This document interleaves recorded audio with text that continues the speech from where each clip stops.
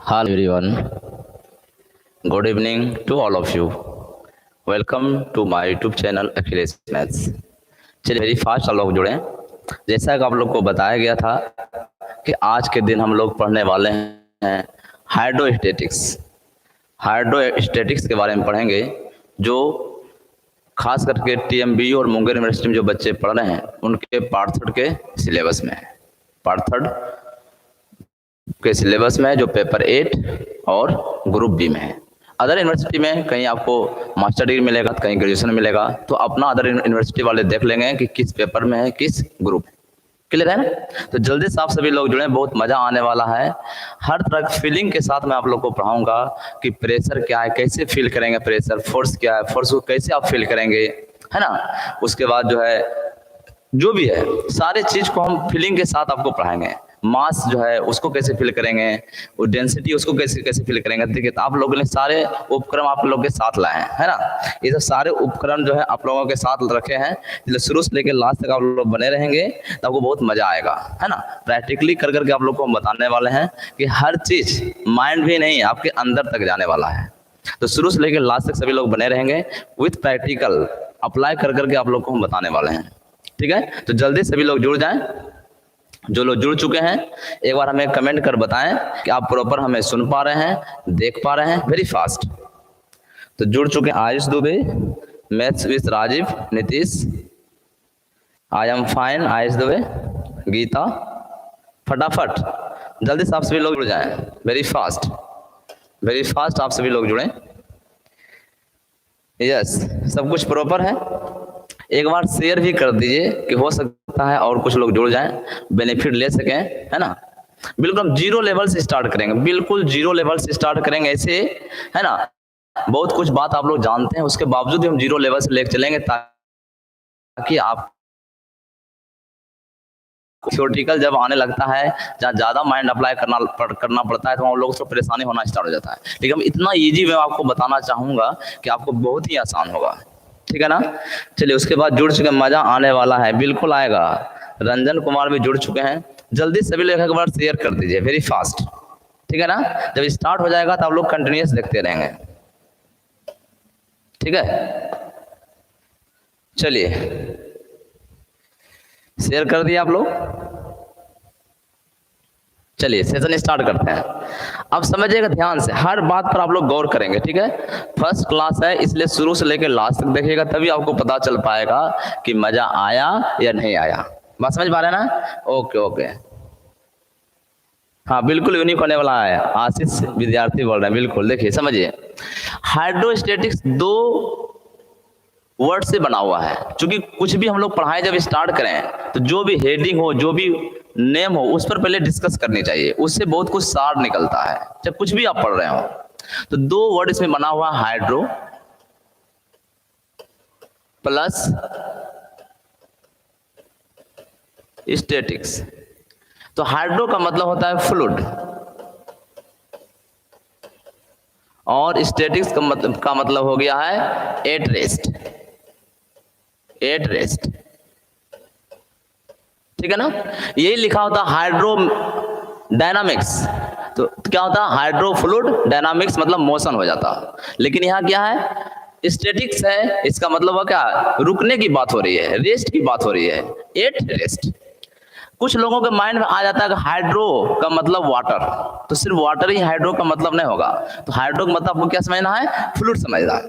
Fluid क्या है, a matter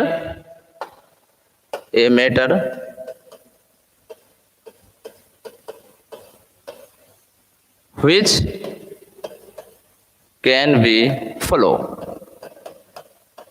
जो क्या होगा, a matter which can be flow, जो क्या होता है, फ्लो होता है। फ्लो, which can flow खाली कर दीजिए, which can flow is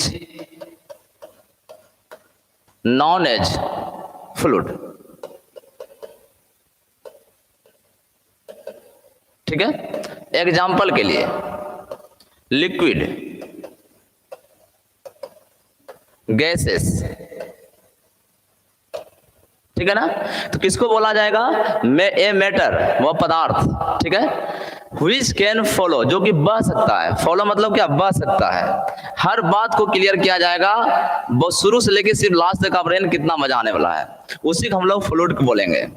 example, liquid हो सकता है, तरल पदार्थ, या आपका गैसेस हो सकता है। अब बात माइंड में कुछ आप लोगों को यूं ही होने लगा, ठीक है, बिल्कुल हिंदी में हम डिस्कस करेंगे, चिंता कोई बात नहीं है। अब माइंड में थोड़ा सा यह बात खटकने लगा कि लिक्विड और गैस की बात होने लगी, भाई ठोस का क्यों नहीं होने लगा।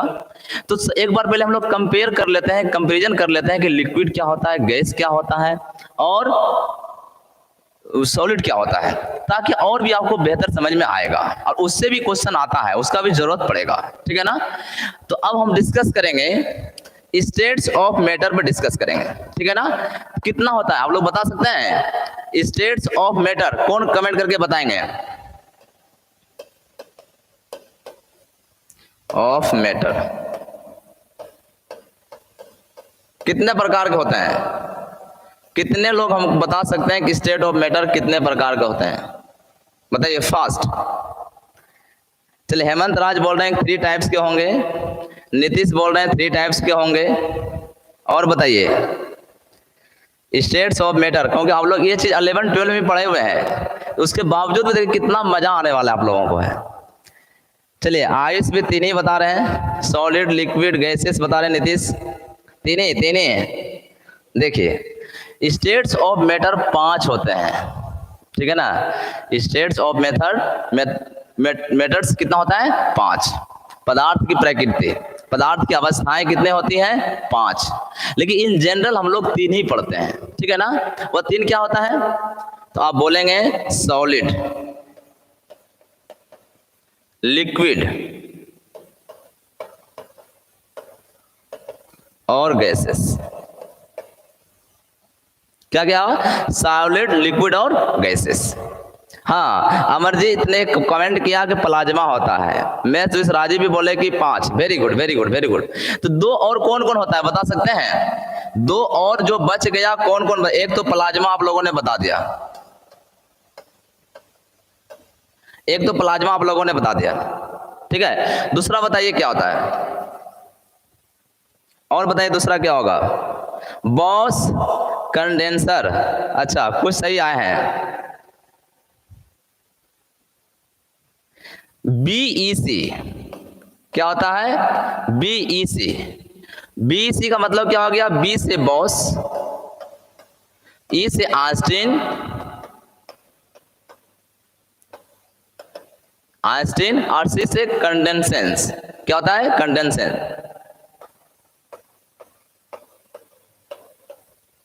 ठीक है ना। अच्छा, ऐसे टी होगा, ओके, जिसको हिंदी में संघनन बोलते हैं, संघनन। कंडेंसेशन लोग होता है संघनन। बॉस, आइंस्टीन, कंडेंसेट, ठीक है ना, कंडेंसेट। क्लियर है। चलिए, तो खैर इस पर हम लोग फोकस नहीं करेंगे, इस पर हम लोग फोकस नहीं करने वाले। हम लोग फोकस किस पर करेंगे, मात्र ये 3 पर ही करने वाले हैं, सॉलिड, लिक्विड और गैस।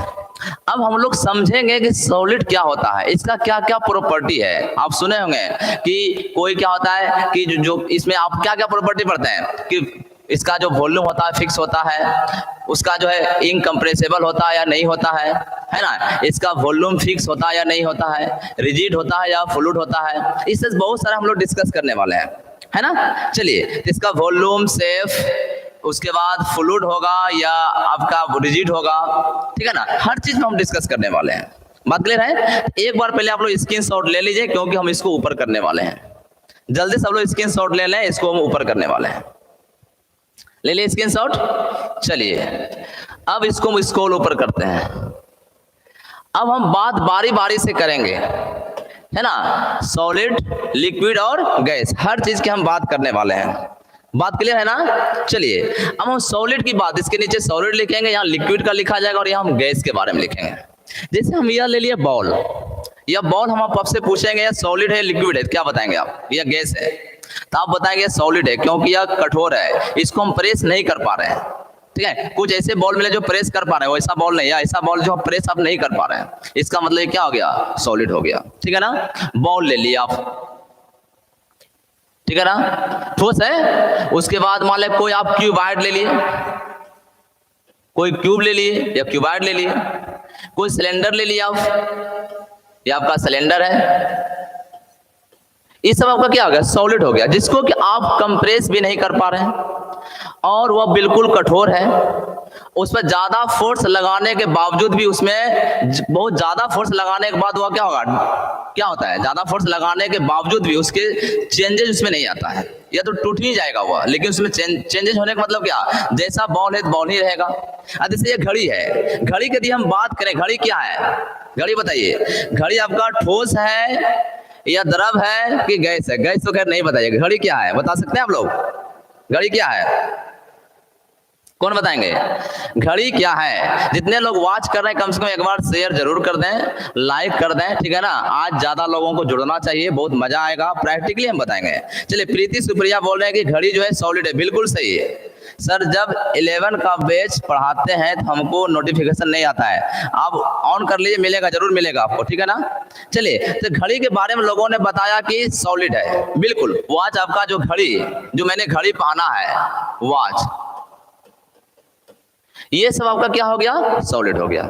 तो अब देखिए यहां पर समझिएगा गौर से, गौर करने की यहां बात क्या है, इस बात को आप लोग समझिएगा कि यह सिलेंडर लिए हैं, या क्यूब लिए हैं, या आपका स्फीयर है, या आपका क्या है, स्फीयर है, ठीक है, या बॉल मान लीजिए, और या वॉच लिए हैं। तो यदि आपका सॉलिड है तो इसका वॉल्यूम भी आसानी से निकलता है, इसका भी वॉल्यूम निकल जाएगा। इसके वॉल्यूम निकालने का फॉर्मूला आप जानते हैं, इसका वॉल्यूम निकालने का फॉर्मूला जानते हैं, इसका पाई आर स्क्वायर एच, इसका वॉल्यूम निकालने का फॉर्मूला आप जानते हैं, 4/3 पाई आर क्यूब। यदि हम पूछेंगे घड़ी का वॉल्यूम क्या होगा, बता पाएंगे क्या? यदि हम आपसे पूछें इस घड़ी का वॉल्यूम क्या होगा, ये जो घड़ी मैंने पहना है, इस घड़ी का वॉल्यूम कैसे निकालेंगे, कोई बता सकते हैं? एनीबॉडी? बहुत मजा आएगा, शुरू से लास्ट तक देखिएगा। इस घड़ी का हम आपसे पूछेंगे कि वॉल्यूम कैसे फाइंड करेंगे, तो कौन बताने वाले हैं? एनीबॉडी? घड़ी का वॉल्यूम कैसे आप फाइंड करेंगे, को बता पाएंगे क्या?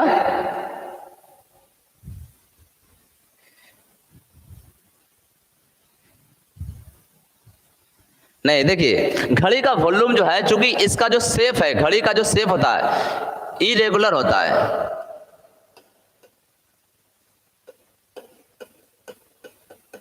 इरेगुलर शेप होता है, जबकि यह रेगुलर होता है ना, इरेगुलर शेप होता है। जब इरेगुलर शेप हुआ, जब इरेगुलर आपका शेप है, तो उसका ऐसे आप डायरेक्टली वॉल्यूम नहीं निकाल पाएंगे, इसके लिए फॉर्मूला आपके पास नहीं है। क्या करना पड़ेगा, इस घड़ी को आर्किमिडीज का लिक्विड डिस्प्लेसमेंट के रूल से निकालना होगा। आप लोगों ने पढ़ा होगा, आर्किमिडीज का सिद्धांत पढ़ा होगा।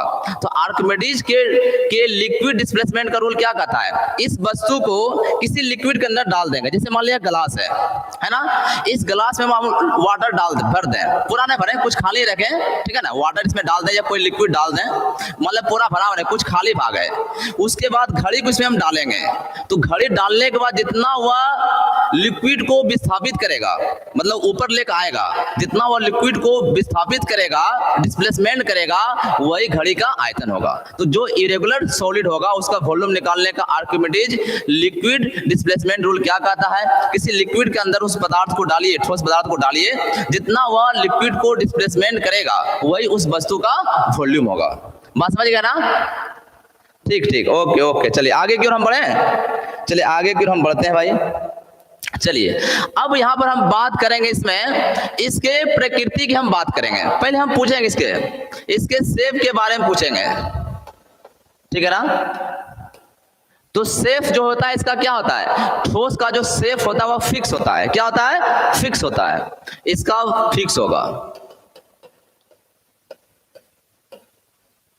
ठीक है। पहला पॉइंट आपको पता चल गया कि किसी सॉलिड का जो शेप होगा, आकार प्रकार होगा, वो फिक्स होगा। हम इसको कहीं फेंक भी देंगे, घड़ी को हम कहीं फेंक भी देंगे तो उसका शेप वही रहेगा, ठीक है ना। चलिए उसमें कोई चेंज नहीं आएगा। वॉल्यूम की बात करें, बताइए वॉल्यूम क्या होगा। यदि हम वॉल्यूम की बात करेंगे तो क्या होगा, कौन बताएंगे। वॉल्यूम की हम बात करेंगे तो क्या होगा, एकदम शुरू से लास्ट तक बने रहिएगा, बहुत कुछ सीखने के लिए मिलेगा यहाँ। वॉल्यूम की बात करेंगे तो क्या बताने वाले आप लोग हैं, जल्दी से बताइए। इसका वॉल्यूम फिक्स होगा। जब इसका शेप फिक्स है तो इसका वॉल्यूम भी क्या होगा, फिक्स होगा, ठीक है ना। अब आपको तीसरा प्रॉपर्टी बताना है, कंप्रेसेबल होगा या इनकंप्रेसेबल होगा, बताइए क्या होगा, कंप्रेसेबल है इनकंप्रेसेबल होगा, इनकंप्रेसेबल होगा।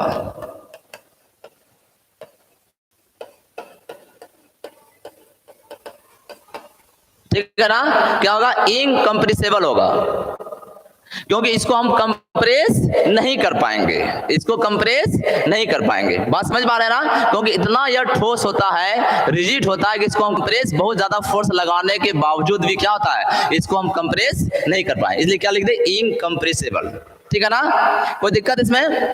हम अगला पॉइंट की बात करेंगे। अब यह बताइए, यह जो वस्तु होगा सॉलिड जो होता है, रिजिड होगा कि फ्लूइड होगा, रिजिड होगा या फ्लूइड होगा, बताइए रिजिड होगा या फ्लूइड होगा, कौन बताएंगे जल्दी से, रिजिड या फ्लूइड। फ्लूइड का भी डेफिनेशन हम बताए थे, जो बह सकता है, फ्लो हो सकता है, वही होगा, है ना। तो यह ठोस है, यह बह नहीं सकता है, कहीं फेंकेंगे तो यूं ही रहेगा, बहेगा नहीं, इसका मतलब क्या है, यह आपका रिजिड हो जाएगा, क्या होगा, या रिजिड होगा। बिल्कुल सही जवाब दिया आप लोगों ने, very good very good very good. अब एक बात और बताइए, यदि इस वस्तु को, ठीक है, यह आपका क्या है, सॉलिड है, सॉरी, इस सॉलिड को यदि हम इसके अंदर डाल दें, ये सॉलिड है ना, इसको इसके अंदर हम डाल देंगे, क्या यह भरा पड़ा, क्या यदि यह बॉल जो है, ये आपका बॉल है, स्फीयर है, मान लीजिए स्फीयर है ना, ठोस है, सॉलिड है, इसको यदि हम इस बॉक्स के अंदर हम डाल दिए, क्या यह पूरा डिब्बा भरा या जितना कि नहीं भरा, ये बताइए। जितना उसका आयतन था उतने जगह रह गया, बॉल जितना बड़ा शेप था उतने जगह हुआ लिया, ठीक है ना, बॉल का जितना शेप था उतना जगह लिया, पूरा भरा क्या, नहीं भरा। तो इसका मतलब हुआ कि सॉलिड को किसी कुछ बड़े जगह में भी हम डालेंगे, मतलब बड़े कंटेनर में भी यदि हम उसको डालेंगे सॉलिड को, तो उसका वॉल्यूम जो है क्या होगा, फिक्स नहीं रहेगा, वह उसको पूरा नहीं भर सकता है, ठीक है ना। बॉल को यदि किसी कंटेनर हम डालेंगे तो वह कंटेनर को भर नहीं सकता है, यदि वह कंटेनर उससे बड़ा है। बस में रहना, ठीक है। तो यहाँ क्या हो गया, अगला पॉइंट हो गया, डू नॉट फिल कंटेनर,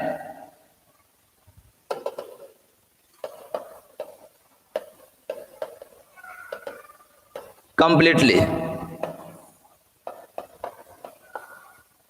यह कंटेनर को कंप्लीटली नहीं भर पाएगा, ठीक ना, कंटेनर को यह कंप्लीटली नहीं भर पाएगा। क्लियर दिख रहा है आप लोगों को, चलिए और ऊपर कर दिए। क्या यहां तक बात क्लियर हुआ, यह कंटेनर को कंप्लीट फिल नहीं कर पाएगा, ठीक है ना, यह कंटेनर को कंप्लीट फिल नहीं, ऐसा इसलिए बोले क्योंकि जब गैस की बारी होगी तो हम थोड़ा सा गैस डालें या पूरा गैस डालें, उस कंटेनर को फिल कर देगा, पूरा भरेगा। इसलिए हमने इसका भी एग्जांपल यहां ले लिया कि यदि हम किसी सॉलिड को किसी कंटेनर में हम डालेंगे तो वह कंटेनर जो है do not fill container completely, वह कंप्लीटली कंटेनर फिल नहीं होगा। चलिए यहां तक किन्हीं को कोई कष्ट तो आप कंप्लेंट कर दीजिए, यदि यहां तक किन्हीं को कोई दिक्कत हो तो आप कमेंट करके बता सकते हैं, क्योंकि हम लिक्विड की ओर पढ़ने वाले हैं। जल्दी से बताइए, जल्दी से, ठीक है ना, कोई दिक्कत वाली बात नहीं है ना, कुछ मजा आ रहा होगा, अभी और ज्यादा मजा आने वाला है, ठीक ना। जब हम मास जानेंगे, मास क्या होता है भाई, वेट क्या होता है, मास वेट में अंतर क्या है, डेंसिटी का मतलब क्या है, कुछ समझ में ना रहा, डेंसिटी बहुत यूज करते हैं, समझे में ना डेंसिटी होता क्या है भाई, प्रेशर क्या प्रेशर है ना, आपको भी मालूम नहीं होगा कि आपके ऊपर कितना प्रेशर है, आपको भी जान के हैरानी होगी कि आपके ऊपर कितना प्रेशर है, वायुमंडल प्रेशर है एयर का, जो कि आपको पता नहीं चल पा रहा है, सारे हम कैलकुलेट करके अभी आज बताने वाले आप लोगों को है, ठीक है ना। तब आपको धीरे धीरे इंटरेस्ट जगेगा, है ना। फिर हम यह भी बताएंगे कैसे कैसे क्वेश्चन एग्जाम में आते हैं, वो भी बताएंगे। चलिए हम लिक्विड की अब बात करते हैं। अब बात हम किसका करेंगे, यह हम लोगों ने किसका डिस्कस किया, सॉलिड का किया, ठीक है ना। यह हम लिक्विड का डिस्कस करने जा रहे हैं, इसी के रो में कर लेते हैं ना। चलिए इसी के रो में हम लिक्विड का डिस्कस कर लेते हैं। बोलिए लिक्विड के बारे में आप लोग बताइए। पहला बात, क्या लिक्विड का फिक्स शेप होता है, कौन बताएंगे, लिक्विड का फिक्स शेप होगा या नहीं होगा, बताइए कौन बताने वाले हैं, यस या नो। आशीष करें सर, आप जीके और जीएस भी पढ़ाइए, जल्दी बताइए। No fix shape, okay okay okay. देखिए नो, इसको हम प्रैक्टिकली हम आप लोग को बताते हैं, समझिएगा ध्यान से। देखिए अब इसको प्रैक्टिकली बताना है। ये अभी देखिए वाटर इसमें लिए हुए हैं, हाफ हाफ भरा हुआ इसमें है, ये वाटर इसमें देख रहे हैं ना। इस वाटर का भी शेप जो है देखिए इस डिब्बे का जैसा शेप है वैसा शेप में बना हुआ है। यदि इस वाटर को हम इस गिलास में डाल दें, इस गिलास में देखिए हम डाल रहे हैं, दिख रहा है ना आप लोगों को, इस गिलास में डाल दिए तो इसका वाटर का शेप कैसा हो गया, गिलास के शेप में आ गया।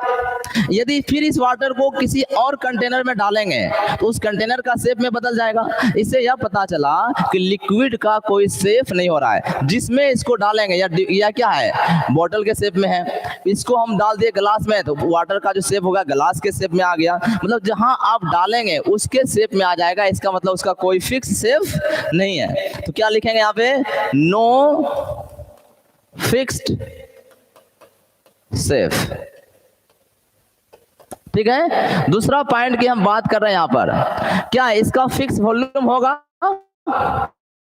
एनीबॉडी, क्या इसका फिक्स वॉल्यूम होगा या नहीं होगा, कौन बताएंगे, एस या नो, फिक्स वॉल्यूम होगा, फट कीजिए कमेंट। देखिए मेरे यहाँ जो भी क्लास कर रहे हैं उनको एस नो करते रहना पड़ेगा, चुपचाप देख रहे हैं या कभी व्हाट्सएप फेसबुक चलाने जाएगा तो कोई फायदा नहीं मिलेगा।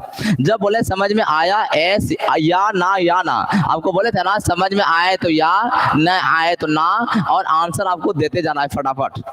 No fix volume, Ayush, Preeti, Nitish, very good very good. तो आपको पता चला कि इसका कैसे नो फिक्स होगा वॉल्यूम, ये तो गड़बड़ मामला हो गया, मामला इस गड़बड़। कुछ लोग बोल रहे नहीं होगा, कुछ लोग बोल रहे होगा। देखिए समझिएगा, यदि मान लिया जाए, बात समझिएगा, इसमें यदि मेरा 1 लीटर लिक्विड है, कितना है, 1 लीटर लिक्विड है, यदि उस लिक्विड को हम बड़े कंटेनर में भी डालेंगे तो वह लिक्विड 1 लीटर ही होगा।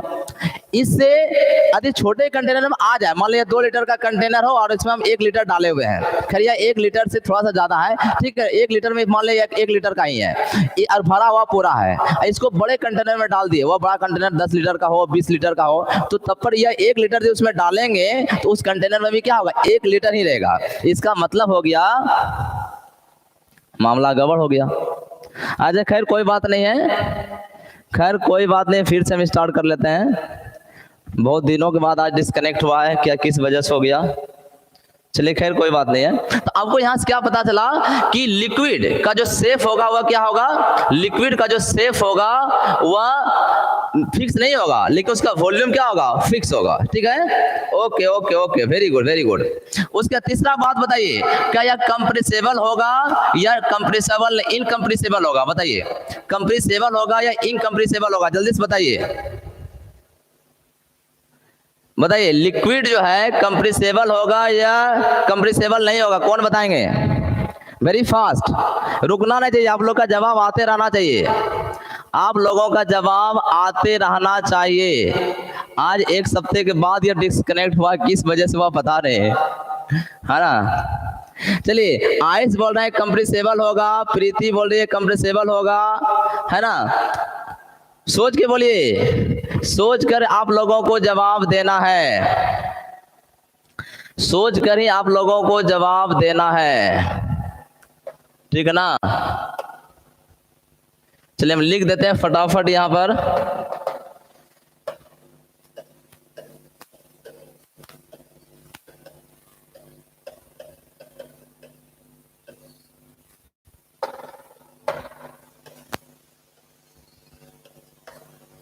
बाकी तो आप लोग स्क्रीनशॉट लिए ही होगा या नहीं तो देख लीजिएगा। तो हम लोगों ने यहाँ पे सॉलिड और यहाँ लिया लिक्विड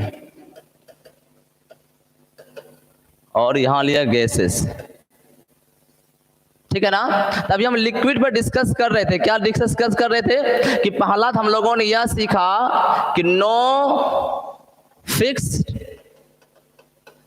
शेप, यह हम लोगों ने डिस्कस कर लिया। दूसरा बात हम लोगों ने डिस्कस किया, क्या डिस्कस किए थे भाई, दूसरा किसका फिक्स वॉल्यूम होगा, वॉल्यूम क्या होगा, फिक्स्ड होगा, फिक्स्ड वॉल्यूम।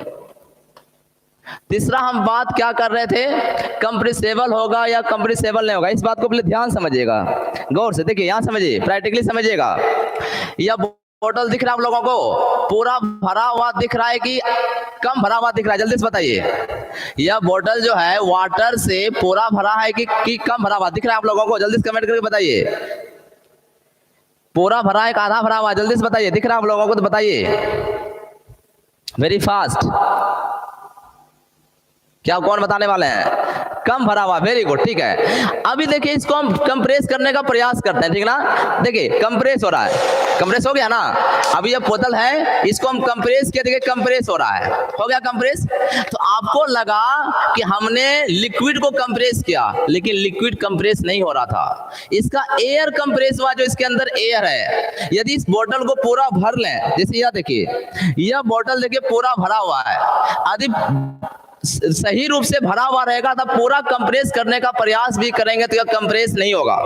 यदि बॉटल पूरा भरा हुआ रहेगा कंप्लीट, जरा से भी एयर इसके अंदर ना हो तो इसको कंप्रेस करेंगे तो नहीं होगा। जबकि यह जो कंप्रेस इसलिए हो पा रहा था क्योंकि इसके अंदर एयर था। इसका मतलब क्या हो गया? इनकंप्रेसिबल हो गया, ठीक ना?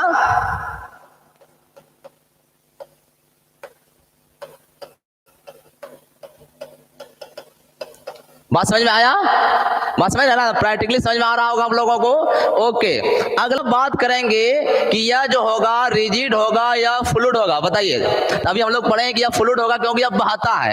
यदि इस पानी को, इस वाटर को यदि हम इसमें डालेंगे, बोतल के बह रहा है, देखिए बह रहा है ना, इसको बह रहा है, जबकि हम ठोस को डालते तो बहता नहीं है। इससे यह पता चल गया कि फ्लूइड जो है वह क्या है, या सॉरी लिक्विड क्या है, फ्लूइड है, क्योंकि यह बहता है। बस समझ गए ना? अगले पॉइंट की हम बात करते हैं, एकदम बिल्कुल अंदर तक जाएगा क्योंकि सारे कंसेप्ट का जरूरत है। यह आप कंसेप्ट नहीं समझे रहेंगे तो हाइड्रोस्टैटिक्स आपको समझ में नहीं आएगा। इसलिए हम हर बात को खोल कर बताना चाह रहे हैं, प्रैक्टिकली बताना चाह रहे हैं, हर चीज आपके माइंड में बैठ जाएगा और बेहतरीन तरीका से आप समझ पाएंगे। अब एक बात यह बताइए, क्या जैसे मान लिया जाए यह बोतल है, इसमें यदि 1 लीटर का यह बोतल है, इसमें यदि हम हाफ लीटर लिक्विड डालेंगे तो क्या पूरा बोतल भरेगा? क्या जवाब होगा बताइए? यदि 1 लीटर के बोतल में हाफ लीटर हम लिक्विड डालेंगे तो वह पूरा भरेगा कि आधा भरेगा? ये बताइए, क्या जवाब होगा? आधा भरेगा, पूरा भरेगा? तो नो, नहीं भरेगा पूरा। वेरी गुड, इसका मतलब हो गया do not fill container completely. यह कंटेनर जो है कंप्लीटली नहीं भरेगा। चलिए अब गैस की बात करेंगे। इधर का प्रॉपर्टी हम फटाफट लिख देते हैं भाई, है ना? तो इसका होता है फिक्स्ड। अब आप लोग फटाफट सोचिए, गैस के बारे में आप लोग सोचिए, और जो लोग समझ गए शेयर भी कर दिए एक बार ताकि और भी लोग जुड़ सके। आप लोग गैस के बारे में सोचिए, हम इसको फटाफट लिख देते हैं जो पहले लिखा हुआ था, फिक्स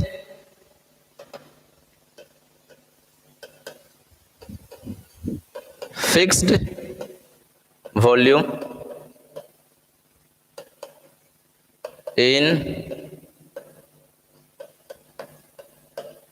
कंप्रेसिबल, और ये आपका है रिजिड, और हो गया do not fill container completely. ठीक है, इतने चीज लिखा हुआ था। अब गैस का बताइए फटाफट। पहला बात कौन बताने वाले हैं? यदि हम बात करें गैस की, अब समझिएगा ध्यान से गैस के बारे में। अच्छा ठीक है, यहाँ बताइए तो आप लोग गौर से, रुक जाइए, अभी हम जानना चाहते हैं आप लोगों का गैस के बारे में, ठीक है ना? देखिए यहाँ गौर कीजिएगा। अभी देखिए यह बोतल लिए, देखिए यह बोतल है, समझिएगा ध्यान से। इस बोतल में मैंने पानी निकाल दिया पूरा। इस बोतल देखिए गौर कीजिएगा, यह बोतल है ना, पानी मैंने पूरा ढक्कन खोल दिया है, पूरा पानी इसका निकाल दिया। अब इसको बंद करते हैं। हम आपसे पूछेंगे कि यह बोतल खाली है या भरा है, क्या जवाब होगा? जल्दी से बताइए। बोलेंगे यह बोतल से पानी मैंने निकाल दिया कंप्लीट, तो अब यह बोतल भरा है या खाली है? जल्दी जवाब दीजिए, फिक्स, वेरी फास्ट। यह बोतल भरा है या खाली है? तो नीतीश का जवाब आ रहा है भरा है। और बोलिए, यह बोतल से हमने लिक्विड को बाहर कर दिया तो यह बोतल भरा है या खाली है? जल्दी बताइए। आयुष बोल रहे हैं भरा है, प्रीति भरा है, खाली है, नीतीश का हो गया खाली है, खाली नहीं। अच्छा खाली नहीं मतलब भरा है, शॉर्ट में लिखिए ना भाई। घूम के मैथमेटिक्स का आदमी घूम के आंसर देता है क्या बात कर रहे हैं आप लोग? भरा है, वेरी गुड, सबका सही जवाब आया। देखिए समझिएगा, इसमें एयर भरा हुआ है। आप बोलेंगे भरा नहीं तो लिक्विड नहीं भरा है ना, लेकिन एयर तो भरा है भाई इसके ना। इसके अंदर क्या है? एयर भरा हुआ है, खाली नहीं है, एयर है इसके अंदर। चलिए ओके, तो आप समझ गए एयर मतलब इसके अंदर गैस भरा हुआ है, ठीक है ना, एयर हो गया। अब बात बताइए, तो यह नो फिक्स शेप, इसका कोई फिक्स शेप होगा क्या? इसका भी कोई फिक्स शेप नहीं है। क्योंकि इस बात समझिएगा, इसके अंदर जो गैस का जो वॉल्यूम होता है, जो इस कंटेनर का जो वॉल्यूम होगा वही गैस का वॉल्यूम होगा, जो इस कंटेनर का वॉल्यूम होगा वही गैस का वॉल्यूम होता है, ठीक है ना। यदि इस कंटेनर में जितना गैस है इसको यदि बड़े कंटेनर में हम डालेंगे तो वह क्या होता है? गैस बहुत लालची होता है। गैस जो होता है लालची होता है, वह क्या करता है? उसको नहीं होता किसी आदमी को एक रूम दीजिए रहने के लिए, वो पूरे घर पर हथियार बना लेता है ना। एक घर दीजिए रहने के लिए, पूरे अधिकार बना लेता है। उसी प्रकार गैस है, उसको थोड़ा सा जगह दीजिएगा ना, वो क्या करेगा? पूरे को अपना अधिकार बना लेता है। तो गैस को बड़े कंटेनर से छोटे कंटेनर में भी आप कंप्रेस करके ला सकते हैं, या छोटे कंटेनर से बड़े कंटेनर में भी डाल सकते हैं। तो छोटे से बड़े में भी डालेंगे तो वह भी क्या होगा? वह कंटेनर आपका भर जाएगा। बड़ा कंटेनर भी क्या होगा? छोटे वाले गैस से निकाल कर, छोटे वाले से आप गैस को निकाल के बड़े में डालेंगे कंटेनर में तो भी वो फुल हो जाएगा, या बड़े कंटेनर से छोटे में डालेंगे तो भी वो फुल हो जाएगा। इसका मतलब हो गया कि इसका कोई फिक्स शेप नहीं होता है। नो फिक्स्ड शेप, क्योंकि ठीक है, इससे फिक्स क्यों नहीं हुआ? वो तो वॉल्यूम की हम बात किए, क्योंकि बड़े में डालेंगे तो बड़े को भी भर देगा, बड़े कंटेनर को के गैस को छोटे कंटेनर में डालेंगे, छोटा कंटेनर भर जाएगा, है ना। लेकिन शेप, इसका गैस जिसमें डालिएगा उसी के शेप में आ जाएगा। बड़ा कंटेनर में डालेंगे, बड़े को भर देता, उसके शेप में आ गया। छोटे कंटेनर में डालेंगे, छोटे कंटेनर के शेप में आ जाएगा। इसका मतलब इसका कोई फिक्स शेप नहीं होता। जबकि ठोस का क्या होता है? यदि वह ईंट है तो ईंट ही रहेगा, पत्थर है तो कहीं फेंक दीजिएगा तो वो पत्थर ही रहेगा, या घड़ी है तो घड़ी ही रहेगा, है ना। तो यहां से पता चल गया नो फिक्स शेप। और इसका वॉल्यूम क्या हो गया? इसका वॉल्यूम क्या हो गया? No fixed volume, no fixed volume. इसका वॉल्यूम भी क्या होगा? फिक्स्ड नहीं होगा, क्योंकि छोटे कंटेनर को में जो गैस है उसको बड़े कंटेनर में डालेंगे तो बड़े कंटेनर में पूरे जगह को हथिया लेगा, या बड़े कंटेनर को छोटे कंटेनर में कंप्रेस करके डालेंगे तो वो छोटा कंटेनर पूरा भर जाएगा। पास में है ना। तो उसका वॉल्यूम जो होता है कंटेनर के वॉल्यूम के बराबर होगा, ठीक है। चलिए अब यह बताइए, यह कंप्रेसिबल होगा या इनकंप्रेसिबल होगा? कंप्रेसिबल होगा या इनकंप्रेसिबल होगा? किसका जवाब आएगा? जल्दी से बताइए, जल्दी से जवाब बताइए। कंप्रेसिबल होगा या इनकंप्रेसिबल होगा? Very fast. कंप्रेसिबल नीतीश का आ गया, प्रीति सुपरिया का आ रहा है, वेरी गुड। गैस कंप्रेसिबल होगा। आप लोग का जीके का भी तैयारी हो रहा है ना। देखिए जैसे कि यह है, यह डिब्बा है, खाली है, ये कंप्रेस की, देखिए कंप्रेस हो रहा है, ये कंप्रेस हो रहा है ना। मतलब यह आप कंप्रेस कर पा रहे हैं। जैसे यह बैलून है, यहाँ बिल्कुल दिखाई देगा, एक बैलून देख रहे हैं, इसको देख कंप्रेस कर पा रहे हैं, हो रहा ना। यह क्या हो रहा है? यह आपका कंप्रेस हो रहा है। देखिए यह आपका क्या हो रहा है? कंप्रेस हो रहा है। इससे यह पता चल गया कि गैस जो है वो कंप्रेसिबल हो गया, है ना।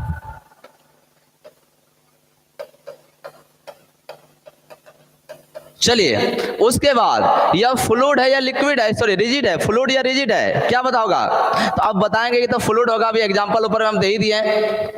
और नेक्स्ट पॉइंट, पांचवा पॉइंट क्या होगा? क्या बताओगा? बता, do not fill container completely होगा कि फिल कंटेनर कंप्लीटली? बताइए पांचवा पॉइंट, बताइए क्या लिखा जाएगा?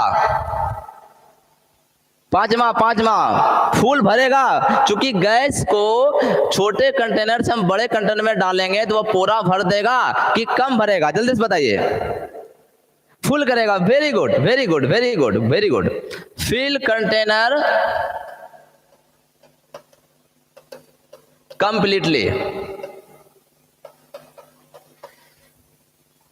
चलिए, इतना बात तो हम उम्मीद करते हैं कि बहुत अच्छे से आप लोग समझ पाए होंगे। अब धीरे धीरे आप लोग को काफी ज्यादा मजा आने वाला है, ठीक है ना। अब यहाँ तुलना कीजिए, सॉलिड जो होगा फिक्स शेप होता है, लिक्विड का फिक्स शेप नहीं होता है, गैस का भी फिक्स शेप नहीं होता है। सॉलिड जो है फिक्स वॉल्यूम होता है, लिक्विड का फिक्स वॉल्यूम होता है, गैस का भी फिक्स वॉल्यूम नहीं होता है। गैस का सॉलिड इनकम्प्रेसिबल, इसको कंप्रेस नहीं कर पाएंगे, लिक्विड को भी कंप्रेस नहीं कर पाएंगे, गैस को आप कंप्रेस कर पाते हैं। सॉलिड जो है रिजिड होता है, लिक्विड और गैस आपका फ्लूइड होता है। सॉलिड जो है वह कंटेनर को फुल कंप्लीट नहीं कर पाएगा, लिक्विड भी कंप्लीट फुल नहीं कर पाएगा, जबकि गैस आपका लालची होता है, इसलिए वह गैस क्या होता है, कंप्लीट फिल कर जाएगा। बात समझ गए ना। फ्लूइड इसलिए हुआ क्योंकि गैस भी क्या है, गैस भी आपका बहता है ना। कैसे, जैसे यह खाली बॉटल है, यह खाली बॉटल है, लिक्विड को तो आप गिराते तो आपको दिख जाता है कि वह बह रहा है। क्या यह बह रहा है, दिख रहा है? नहीं दिख रहा है। क्यों नहीं दिख रहा है? क्योंकि जो आपका है एयर जो है वह क्या है, रंगहीन है, इसलिए नहीं दिख रहा है। यदि आप ले लीजिएगा नाइट्रस ऑक्साइड NO2, यदि आप NO2 ले लीजिएगा, इसका कलर क्या होता है? NO2 का कलर बताएंगे कैसा होता है? कौन बताएंगे? NO2 नाइट्रस ऑक्साइड का कलर कौन बताने वाले हैं? पूछ सकता है आपको जीके वाले कॉम्पिटिटिव बच्चा, ध्यान दीजिए, आपको जीके में पूछ देगा कि नाइट्रस ऑक्साइड का कलर कैसा होता है। वेरी फास्ट बताइए, नाइट्रस ऑक्साइड का कलर कैसा होता है? कौन बताने वाले हैं? Quick. Brown. Very good, very good, very nice. Brown, brown, ठीक है ना। तो देखिए, इसमें यदि ब्राउन गैस भरा होता, ब्राउन, उसको ऐसे हम गिराते हैं ना तो आपको दिखता, ब्राउन रहता है ना, उसको ऐसे करते तो दिखता भी, लेकिन आपको यहाँ पर हवा इसलिए नहीं दिख रहा है क्योंकि वो रंगहीन है। चलिए, यहाँ तक बात समझ गए आप लोग, यहाँ तक के समझदारी में कोई दिक्कतदारी नहीं है। अब हम यह बात करेंगे भाई कि कैसे हम जानेंगे कि यह सॉलिड है या लिक्विड है या वो गैसेस है। कैसे हम जानेंगे, क्या वजह होगा, कैसे हम पता कर पाएंगे, उसके सबस्टेंस के बारे में आप क्या कह पाएंगे, तो उस पर अब डिस्कस करते हैं कि कैसे हम जान पाएंगे कि यह सॉलिड है या लिक्विड है या गैस है। तो एक बार पहले आप लोग स्क्रीनशॉट ले लीजिए और शेयर भी कर दीजिए। एक बार जल्दी से स्क्रीनशॉट लेके शेयर कर दीजिए। हम आगे डिस्कस करने वाले हैं बहुत बेहतरीन बातें हैं कि कैसे हम पता कर पाएंगे कि सॉलिड है कोई पदार्थ या लिक्विड है या गैस है। जल्दी से इसको शेयर कर दीजिए। कर दिया ना? ओके, चलते हैं आगे की ओर। देखिए, वाटर है ना, वाटर, वाटर से हम लोग क्या क्या बनाते हैं? वाटर से हम लोग आइस भी बना लेते हैं, उसके बाद वाटर तो रहता ही है और वाटर वेपर भी बना लेते हैं, बनाते हैं ना। इससे आइस भी बन जाता है, या नहीं कुछ बनाएंगे तो वाटर ही रहने दीजिए, या और क्या बनता है, इससे हम लोग वेपर बना सकते हैं। क्या बना सकते हैं उससे? वेपर, वाष्प, है ना, वेपर आप बना सकते हैं जो गैस के रूप में होता है ना। अब बताइए, आइस जब बना, समझिएगा ध्यान से, आइस जब बनाए आपने, इसका जो सबस्टेंस होगा इस प्रकार से होगा, कुछ यहाँ पर है, कुछ यहाँ, एकदम ठोस होगा, बहुत नजदीक नजदीक में होगा। क्या होगा? या बहुत नजदीक नजदीक में होगा, बिल्कुल नजदीक नजदीक में होगा। इसका जो सबस्टेंस होता है बहुत क्या होता है, नजदीक नजदीक में होता है, बहुत ही नजदीक नजदीक में होता है ना। इस प्रकार से आपको नजर आएगा इसका सबस्टेंस, है ना, बहुत नजदीक नजदीक में इसका कण होता है। मोलिक्यूल्स जो होगा इसका, मोलिक्यूल्स वह बहुत ही लगभग क्या होता है, लगभग वह सटा सटा होता है। लेकिन वाटर में क्या होगा, थोड़ा डिस्टेंस पे होगा, है ना। लिक्विड होगा डिस्टेंस पे होगा, एक यहाँ पर है, यह थोड़ा डिस्टेंस पर होगा, है ना। यह थोड़ा क्या होगा, इसके बनिस्पत डिस्टेंस पर होगा। और वेपर में क्या होगा, इसके बनिस्पत काफी डिस्टेंस पे होगा, काफी डिस्टेंस पे होगा, है ना, काफी डिस्टेंस पे होगा। अब यहाँ हम लोग डिस्कस कर पाएंगे मॉलिक्यूल्स के आधार पर कि कौन मेरा ठोस है, कौन मेरा द्रव है और कौन मेरा गैस है। बात समझ रहे हैं ना। आइए, पहला हम बात करते हैं डिस्टेंस की। डिस्टेंस के आधार पर बात करते हैं। डिस्टेंस बोले तो क्या समझेंगे कि मॉलिक्यूल्स के बीच डिस्टेंस। तो मॉलिक्यूल्स के बीच डिस्टेंस का क्या मतलब है बताइए। मॉलिक्यूल्स के बीच डिस्टेंस इसमें क्या होता है, बहुत कम होता है, मिनिमम होता है। क्या होता है? मिनिमम। और इसमें तो मीडियम हो गया, और इसमें डिस्टेंस ज्यादा होगा, मैक्सिमम। अब मैक्सिमम कहने का मेरा मकसद ये नहीं, क्या मैक्सिमम कहने का मतलब क्या, इससे ज्यादा समझना है। मिनिमम यहाँ कहने का मतलब क्या, इन सबसे मिनिमम समझना है। और मीडियम कहने का मतलब इस दोनों के रिस्पेक्ट में यहाँ मीडियम समझना है। बात समझ रहे हैं ना। चलिए, फोर्स ऑफ अट्रैक्शन की यदि बात करें, फोर्स ऑफ अट्रैक्शन,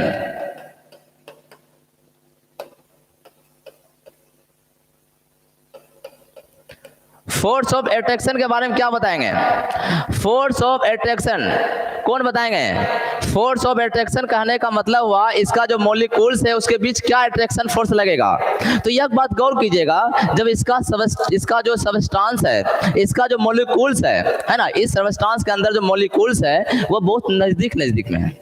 नजदीक में रहने से क्या होगा, उसमें ज्यादा अट्रैक्शन फोर्स होता है, जिसके कारण उसको हिला नहीं सकते हैं। ठोस पदार्थ के अंदर मॉलिक्यूल सबके अंदर है, मॉलिक्यूल जो है आपका सबके अंदर है, लेकिन ठोस के अंदर नजदीक होने का मतलब है कि उसमें भी मॉलिक्यूल आपका मोशन में रहता है, ठोस में भी मोशन रहता है, लेकिन उसको हिला आप नहीं पाते हैं। इसलिए क्या होता है, इसमें क्या होता है, फोर्स ऑफ अट्रैक्शन क्या होता है, ज्यादा स्ट्रॉन्ग होता है, बहुत स्ट्रॉन्ग होता है। क्या लिख देंगे, स्ट्रॉन्ग लिख दें, स्ट्रॉन्ग लिख देते हैं। स्ट्रॉन्ग होने का वजह क्या है, क्योंकि नजदीक में होता है, बस में ना। और इसमें वाटर में क्या होता है, वीक होगा, ठीक है ना। इसका स्ट्रॉन्ग का वीक होगा, इसके बनिस्बत वीक होगा, और इसका क्या होगा, ज्यादा वीक होगा, very,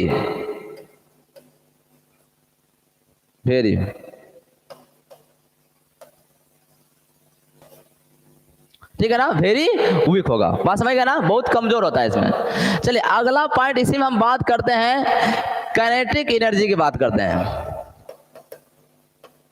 kinetic energy of particle, कहने का मतलब हो गया मोशन की बात कर रहे हैं, मोशन। इसमें हम मोशन की काइनेटिक एनर्जी ऑफ पार्टिकल कहने का मतलब हो गया कि इसकी मोशन की हम बात करें तो बताइए मोशन के बारे में आप क्या करेंगे। ये आपका ठोस है ना, या सॉलिड का शेप ले लिया है, ये आपका सॉलिड का शेप लिया है, ये आपका जो है लिक्विड का शेप है, और ये आपका गैसेस का शेप है। ये तो हम लोग ऊपर से पढ़ते ही आ रहे हैं। अब बताइए इसमें मोशन क्या होगा, इसमें जो मोशन होता है बहुत लो होता है, बहुत कम होता है। क्या होता है इसमें मोशन, लो होता है, लो, ठीक है ना। और लिक्विड की बात करें जो वाटर है, उसमें मोशन की बात करें तो मीडियम होता है, ठीक है ना। और इसमें क्या होता है, हाई होता है, ज्यादा होता है। तो आप मॉलिक्यूल्स के भी आधार पर आप लोगों ने पता कर लिया कि सॉलिड, लिक्विड और गैस में क्या डिफरेंस है। तो पता चला डिस्टेंस की, तो मॉलिक्यूल्स के बीच डिस्टेंस में बहुत कम होता है, इसमें मीडियम, इसमें ज्यादा होता है गैस में। फोर्स ऑफ अट्रैक्शन के आधार पर जिसमें कम डिस्टेंस साथ स्ट्रॉन्ग होगा, इससे या थोड़ा वीक होगा, और या ज्यादा वीक होगा क्योंकि ज्यादा दूरी पे है ना। यदि मान लिया जाए आपके रिश्तेदार या कोई संबंधी नजदीक में रहते हैं तो आपको ज्यादा स्ट्रॉन्ग महसूस होता है ना, मजबूती आपको मिलता है। लेकिन आपके रिश्तेदार या कोई फ्रेंड दूर में हो तो आपको क्या कमजोर महसूस होता है, वही बात है। काइनेटिक एनर्जी ऑफ पार्टिकल्स बोले या मोशन की बात करें, जब इसमें नजदीक में पार्टिकल है, इसका मॉलिक्यूल से तो लो होगा स्पीड, इसमें मीडियम होगा, इसमें हाई होगा। चलिए यहाँ तक आप लोगों ने समझ लिए होंगे। यहाँ तक यदि समझने में कोई दिक्कत है जल्दी से कमेंट करना, बहुत बेहतरीन बात अब बताने हम जाने वाले हैं। जल्दी से कमेंट करके बताइए, यदि यहाँ तक समझ गए तो जल्दी से कमेंट करके बताइए कि कोई स्क्रीनशॉट लीजिए। अब धीरे धीरे हम बढ़ाएंगे, प्रेशर को कैसे फील करेंगे, मास को कैसे आप समझेंगे, डेंसिटी को आप कैसे समझेंगे, डेंसिटी क्या है समझ में नहीं आता, डेंसिटी क्या होता है भाई, मास क्या होता है, भार क्या होता है, प्रेशर क्या होता है, समझ में ही कुछ नहीं आ रहा है। सारे चीज आपको फीलिंग करके भी हम बताने वाले हैं, तो स्क्रीनशॉट ले लीजिए जल्दी से, ठीक है ना। आगे हम बढ़े,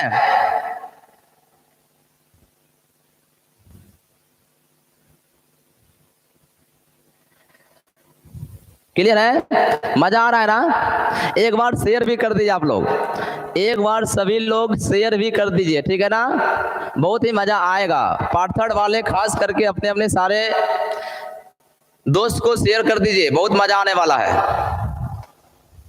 चलिए, तो यह बात मेरे माइंड में इसलिए आ गया इतना, चूंकि हम लोग को फ्लूइड के बारे में ज्यादा फोकस करना है, गैस और लिक्विड के बारे में ज्यादा हम लोग को पढ़ना भी है, ठीक है ना।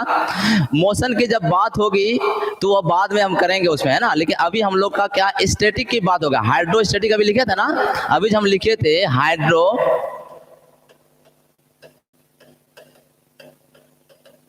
ये लिखे थे, जिसमें अभी आपको बताया गया कि हाइड्रो और स्टैटिक्स, ये दो वर्ड बना हुआ है ना। हाइड्रो है और क्या है, स्टैटिक्स है। हाइड्रो और स्टैटिक, हाइड्रो का मतलब ये फ्लूइड बताया था आप लोग को, क्या बताए थे, फ्लूइड जो कि बहता है, और स्टैटिक मतलब क्या, एट रेस्ट, है ना।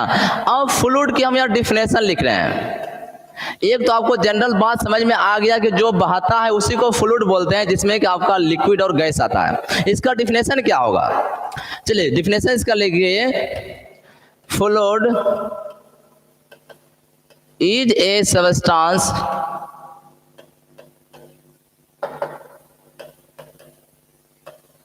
ठीक है, फ्लूइड क्या है, सबस्टांस है, which deform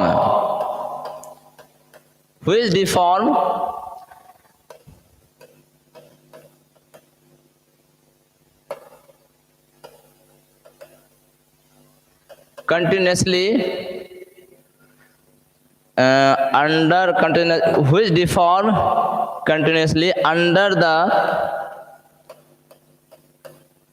action of shearing force।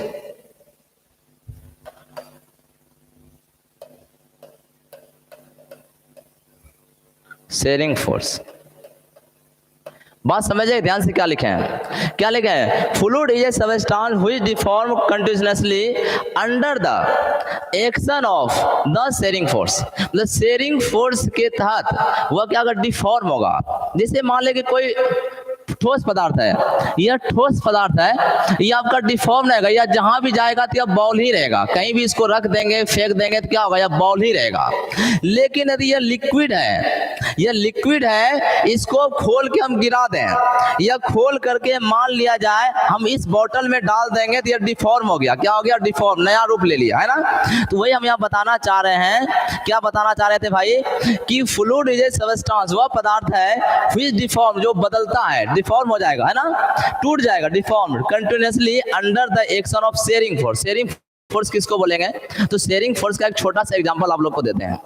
आप लोग जो कि कहीं टहलने के लिए निकलते हैं या आसपास में कहीं आपका झील हो या तालाब हो, है ना, शेयरिंग फोर्स को समझिएगा ध्यान से, झील या तालाब है तो क्या करते हैं आप, तालाब के किनारे यदि आप गए तो देखते हैं कि छोटा सा कोई पत्थर या का टुकड़ा उठा लेते हैं, छोटा सा टुकड़ा पत्थर का उठा लिए और उस तालाब में फेंक देते हैं। तो फेंकने के बाद क्या होता है, जैसे उस टुकड़े को तालाब के अंदर आप फेंकते हैं तो आपको पता चलता है कि वेव उत्पन्न होने लगता है। वह क्या होता है, वेव उत्पन्न होने लगता है और जो उसका वाटर है वो अपना जगह को चेंज कर लेता है और वह चलते रहता है। जैसे एक बार फेंके वह बार बार होते जाएगा, जगह को चेंज करते चला जाता है। इससे क्या पता चलता है कि वही शेयरिंग फोर्स होगा। थोड़ा सा भी आप उसमें फोर्स लगाए, हल्का भी फोर्स लगाए तो अपना स्थान बदल लिया, अपना पोजीशन बदल लिया, अपना आकार बदल लिया। जबकि ठोस में ऐसा नहीं होता है। ये ऐसा किस में होगा, आपका लिक्विड में होगा और गैस में होगा। जैसा कभी आपको एग्जांपल दे कि छोटा पत्थर का टुकड़ा यदि आप झील या तालाब में फेंकते हैं तो वो क्या होता है, वेव उत्पन्न होता है, अपना जगह छोड़ देता है, पोजीशन छोड़ देता है। बात समझ गए ना। तो इसके अंदर जो आपका एग्जांपल बना वो एग्जांपल क्या हो गया, लिक्विड और गैसेस, ठीक है ना। इतना बात तो क्लियर है। रोहित पांडे बोले पता ही नहीं चलता, क्या पता नहीं चलता भाई, टाइमिंग का पता नहीं चल रहा है। टाइमिंग का भाई डेली शाम में 9 बजे क्लास होती है, पूरे देशवासियों को पता है। और रोहित पांडे बोल रहे पता नहीं चलता। आप चैनल को सब्सक्राइब नहीं किए होंगे तो कहां से पता चलेगा। चैनल सब्सक्राइब कर लीजिए, सब कुछ आपको पता चलेगा। आप फ्लूइड को ऐसे बोल सकते हैं, fluid is zero memory substance. इसका क्या मतलब, fluid is zero memory substance का मतलब है कि इसका मेमोरी जीरो होता है, भूल जाता है। मेमोरी जीरो होने का मतलब क्या हुआ कि वह भूल जाता है ना। मेमोरी जीरो कहने का मतलब है, यहाँ क्या लिखे हैं कि फ्लूइड का जो मेमोरी होता है वह जीरो होता है, वह भूल जाता है, अपना पोजीशन भूल जाता है। डिफॉर्म हो गया तो हो गया, अपने पोजीशन में कभी नहीं आ सकता है। फ्लूइड जो है मतलब लिक्विड या गैस, अगर डिफॉर्म हो गया, नया पोजीशन ले लिया, नया आकार प्रकार में आ गया, तो अब कभी भी अपना पहले पोजीशन में नहीं आ सकता। वही लिखते हैं fluid is a zero memory substance. चलिए यहाँ तक किन्हीं कोई दिक्कत नहीं होनी चाहिए, ठीक है ना, कोई दिक्कत नहीं। मैथ का क्लास 5 बजे नहीं है, 5 बजे पार्ट 2 का, अभी पार्ट 3 चल रहा है। चलिए स्क्रीन शॉट लीजिए। अब हमारे प्रेशर पर, प्रेशर आएंगे, डेंसिटी बताएंगे, फोर्स बताएंगे, सब पर हम आने जा रहे हैं। उसके बाद धीरे धीरे अप्लाई करने बताएंगे। जल्दी से स्क्रीन शॉट लीजिए जिसका जो लोग लेना चाह रहे हैं। चलिए अब हम बात करते हैं प्रेशर का। अब हम बात करेंगे धीरे धीरे, जो इसके अंदर टर्म यूज होने वाला है उसको लेंगे, ठीक है ना। प्रेशर, चलिए बताइए तो प्रेशर के बारे में आप लोग को क्या मालूम है, प्रेशर क्या है।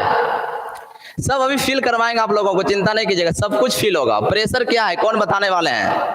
प्रेशर को कौन डिफाइन करेंगे, anybody can you define pressure. आज कर देंगे रोहित पांडे, कोई बात नहीं, कर देंगे। आप चैनल को सब्सक्राइब कर लें, या जो नहीं करें कर लीजिए। जो चैनल को सब्सक्राइब नहीं कर लिए वेल आइकन को भी प्रेस कर लिए, ताकि आपको सारा नोटिफिकेशन मिलेगा। चलिए तो वहां फोर्स अपॉन एरिया, आशीष विद्यार्थी बोल रहे हैं फोर्स अपॉन एरिया, ठीक है। तो आपका प्रेशर का डिफिनेशन हो गया force per unit area. Pressure का क्या डिफिनेशन हो गया, फोर्स पर यूनिट एरिया।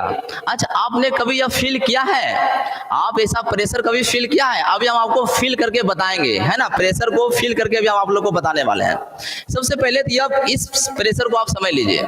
यह मान लीजिए कोई कंटेनर है, क्या है, कंटेनर है। इस कंटेनर में यहां तक मान लेगा आपका लिक्विड भरा हुआ है। क्या है, यहां पर लिक्विड भरा हुआ है, बात समझिएगा ध्यान से।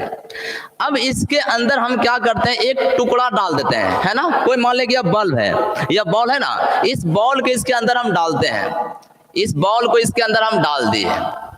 यदि इस बॉल को इसके अंदर हम डालेंगे, ठीक है, समझिएगा ध्यान से, इस बॉल को यदि हम इसके अंदर डालेंगे तो क्या होगा, ये पानी को विस्थापित करेगा, विस्थापित करेगा, कुछ भाग ऊपर भी चला जाएगा। विस्थापित क्या, क्योंकि अंदर गया, बाहर लिक्विड को साइड किया और अंदर जगह बनाया। जिसको ज्यादा बल होता है, भीड़ भाड़ में आप देखते हो क्या होता है, एकदम मारे ढकेले ढकेले क्या होता है, वहां पहुंच जाता है, धक्का मुक्की करते पहुंच जाता है, क्यों, उसके पास ज्यादा बल होता है। इसको यदि उसमें डालें, इसके पास यदि ज्यादा बल है, तो लिक्विड को हटा करके क्या करता है, अपना जगह बना लेता है। तो वह मान ले यहाँ पर जगह बना लिया, इस बॉल ने बना लिया। तो लिक्विड भी क्या करेगा, लिक्विड भी अपना प्रयास यह करेगा, इसको निकालने का प्रयास करेगा। बॉल जो गया, लिक्विड उसको ऊपर ठेलेगा, क्या करेगा, ऊपर ठेलेगा। तो इसके हर पॉइंट पर फोर्स लगने वाला है। क्या होने वाला है, इसके हर पॉइंट पर फोर्स लगेगा। जितना बॉल का सरफेस है, हर सरफेस पर फोर्स लगने वाला है। उसी हर पॉइंट पर जो फोर्स लग रहा है, उसी को बोलते हैं हम लोग प्रेशर। हर पॉइंट पर जो फोर्स लगा उसी को क्या बोलते हैं, प्रेशर। इसलिए आपका डिफिनेशन हो गया प्रेशर का, force per unit area, force per unit area. इसका भी हम डायमेंशन भी बताएंगे, क्योंकि पार्ट 3 के एग्जाम में डायमेंशन भी आया है कि प्रेशर का डायमेंशन क्या होता है, डेंसिटी का डायमेंशन क्या होता है। पेपर 8 की बात कर रहे हैं, 11-12 में आप लोग पढ़वे किया है, लेकिन एग्जाम में पूछता है प्रेशर का डायमेंशन क्या होगा, डेंसिटी का क्या होगा। हम सब डिस्कस अभी करने वाले हैं, इसलिए सभी लोग मेरे साथ बने रहिएगा, ठीक ना। चलिए अगला हम बात करते हैं किसका, डेंसिटी। चलिए डेंसिटी कर लेते हैं।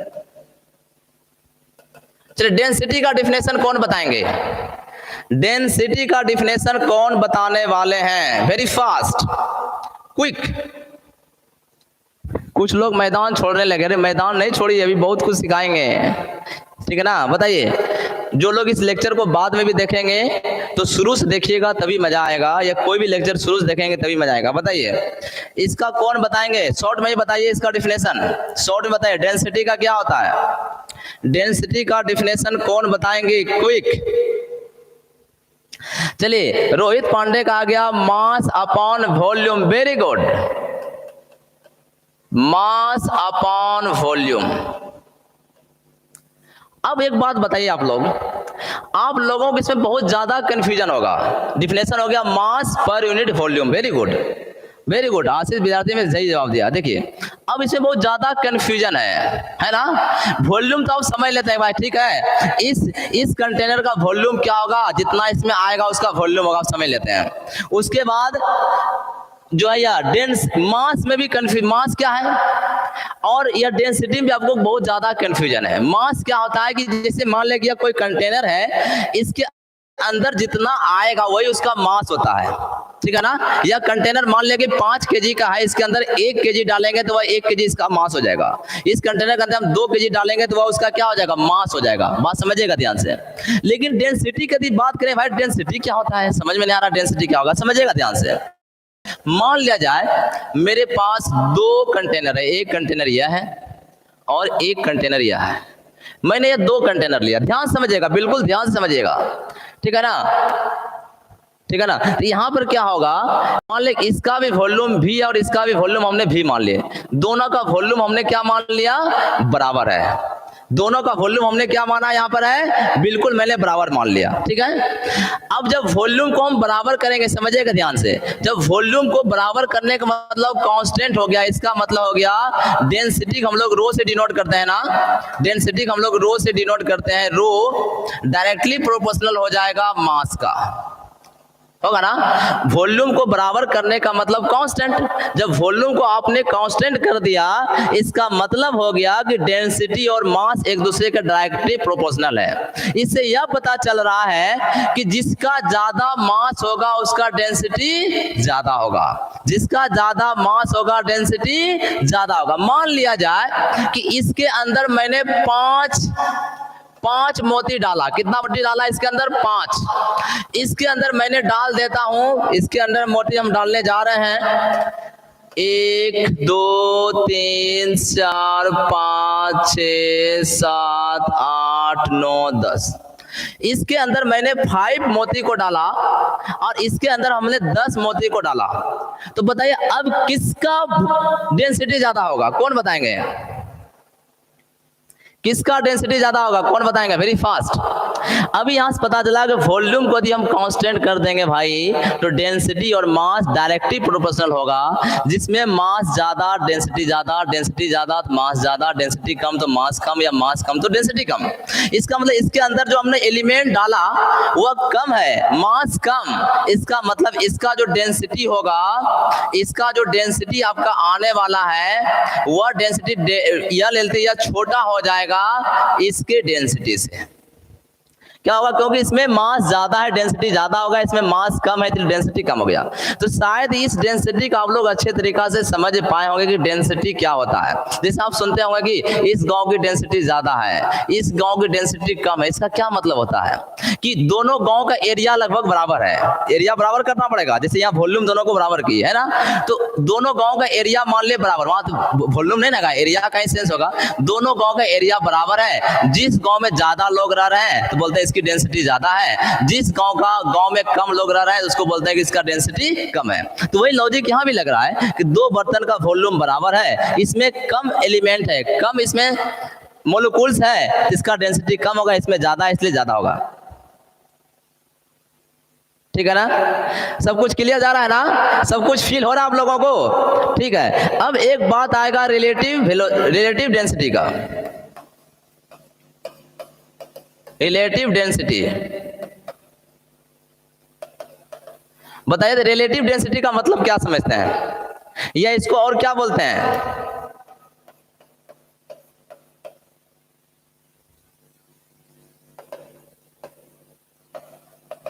Specific gravity.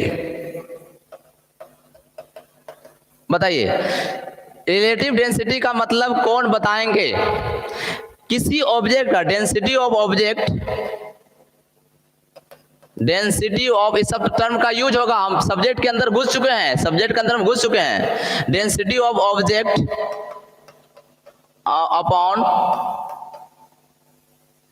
Density of water. Object का डेंसिटी जो होगा और उसमें डेंसिटी ऑफ वाटर, मतलब वाटर के डेंसिटी से यदि कंपैरिजन करेंगे किसका, किसी ऑब्जेक्ट का, किसी भी ऑब्जेक्ट का आप रिलेटिव डेंसिटी निकालने का मतलब है कि आप वाटर के रिस्पेक्ट में उसका डेंसिटी आप जानना चाह रहे हैं, ठीक है ना, वाटर के रिस्पेक्ट में। तो अब यदि हम पूछेंगे कि वाटर का डेंसिटी कितना होता है, तो इस बात को आपको ध्यान में रखना पड़ेगा, डेंसिटी ऑफ वाटर, है ना, डेंसिटी ऑफ वाटर आप लोग बता सकते हैं कितना होगा, कौन बताएंगे? 1000 kg प्रति मीटर क्यूब। बहुत भारी होता है भाई, है ना, वाटर का जो डेंसिटी होता है बहुत भारी होता है, एक बाल्टी भी आपको ले जाने में बहुत मुश्किल पड़ता है, वाटर जो है ना बहुत भारी होता है, आप लोग को पता नहीं चलता है, लेकिन वाटर क्या है, बहुत भारी है, ठीक है ना। 1 मीटर क्यूब में 1000 kg वाटर रख सकते हैं। पर मीटर क्यूब का क्या मतलब, 1 मीटर क्यूब जो वॉल्यूम होगा, 1 मीटर क्यूब के अंदर में आप 1000 kg आप वाटर रख सकते हैं या कोई लिक्विड को रख सकते हैं। ये आपका SI में आया। यदि इसी को CGS में बदलें, किसमें बदलेंगे, CGS में, तो क्या होगा, CGS में यदि बदलेंगे तो यह कितना हो जाएगा, कौन बताएंगे? 1 ग्राम प्रति सेंटीमीटर क्यूब, या लिख दीजिए या 1 ग्राम प्रति सीसी का मतलब क्या होता है, सेंटीमीटर क्यूब, मतलब 1 सेंटीमीटर क्यूब में 1 ग्राम वाटर आपका आएगा या कोई लिक्विड आएगा। और यहाँ से आपको पता चल रहा है कि 1 मीटर क्यूब के अंदर में कितना आएगा, 1000 kg आएगा, ठीक है ना। मतलब वाटर बहुत भारी होता है जी, इसको हल्के में नहीं लेना है, इसको हल्के में आप लोगों को एकदम नहीं लेना है। इसके बाद हम करते हैं प्रेशर का बात किया, अब एटमॉस्फेरिक प्रेशर की हम बात करते हैं। स्क्रीन शॉट जिनको लेना ले लीजिए, जल्दी से जल्दी, जिनको स्क्रीन शॉट लेना है आप ले लीजिए, बहुत मजा आने वाला है। अभी हम बताएंगे कि आपके ऊपर कितना वायुमंडलीय दबाव है, उसके बावजूद भी आपको पता नहीं चल रहा है, ठीक है ना। सब कुछ फिल कर लिए, प्रेशर को भी हम फिल करा दिए, फोर्स आप जानते हैं फिल करने के लिए, है ना, डेंसिटी को भी हमने आपको फिल कराया, मास को भी अभी हमने आपको फिल कराया, और उसके बाद वाटर का डेंसिटी का मैंने अभी फिल कराया आपको, है ना। अब हम लोग करेंगे किसको, वायुमंडलीय दाब के को हम लोग फिल करने वाले हैं। बात क्लियर है ना, चलें आगे, चलिए अगला पॉइंट होगा एटमॉस्फेरिक प्रेशर।